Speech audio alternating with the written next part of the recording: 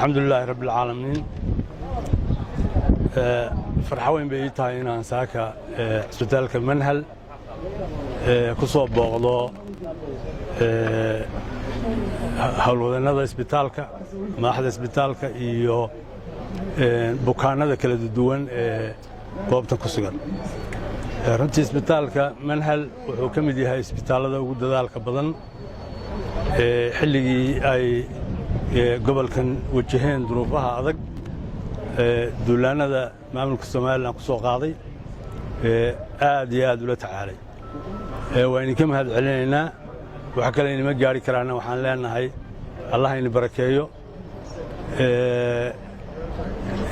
waa dadaalaysaan waana sii wadan doontaan dadaalkiina insha Allah waxaan rajaynayaa in aynu xaaladdan dhaqso uga baxno oo Ilaahay uu inaga saaro xolka duulaanka muddada inagu dul fadhiyay waa xaq darro dadkan bukaanada ku wada booqanay isbitaalka guud iyo kan mahbal Manhal inta waxa weeye dad aad ka dareemayso in